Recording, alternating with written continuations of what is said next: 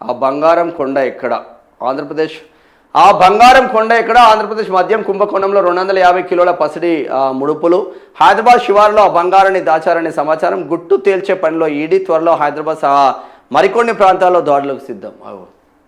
250 కోట్ల రూపాయలు, 250 కిలోల పసి బంగారం మన తెలంగాణలో దాచిందంట ఆంధ్రోళ్ళు. ఒకటి కాదు, రెండు కాదు, 10 కాదు, 20 కిలోలు కాదు, ఏకంగా 250 కిలోల బంగారం. ఆంధ్రప్రదేశ్ మద్యం కుంభకోణం కేసులో ఆ రాష్ట్ర గత ప్రభుత్వ పెద్దలకు ముడుపుల రూపంలో అందినట్టుగా చెబుతున్న పుత్తడి ఇది. దాన్ని హైదరాబాద్ ఆ చుట్టుపక్కల ప్రాంతాల్లో దాచి ఉంచారనే అనుమానాలు వ్యక్తమవుతున్నాయి.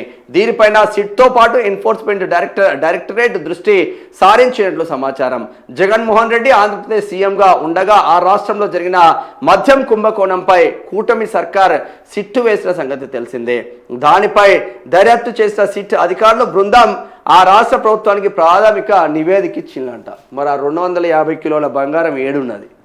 హైదరాబాద్లో అంటే ఎక్కడ? అందజేసింది. సుమారు 3,500 కోట్ల స్కామ్ జరిగిందని అందులో పేర్కొంది.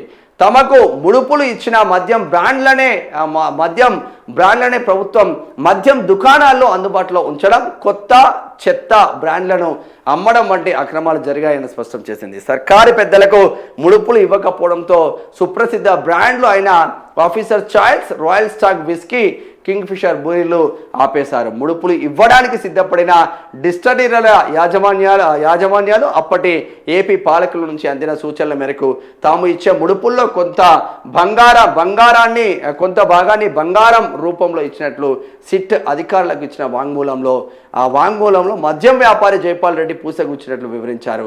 తెలంగాణ, ఆంధ్రప్రదేశ్ రాష్ట్రాల్లో మంజీరా బ్రాండ్ పేరుతో మద్యం వ్యాపారం చేస్తున్న ఎంఎస్ బయో అధినేత జైపాల్ రెడ్డిని సిట్ అధికారులు ఇటీవల విచారించి స్టేట్మెంట్ రికార్డ్ చేశారు.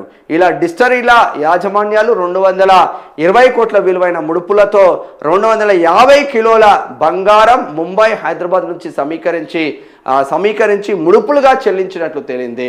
హైదరాబాద్ కేంద్రంగా సాగిన ఈ ముడుపుల వ్యవహారంలో బంగారం ఇక్కడే చేతులు మారింది.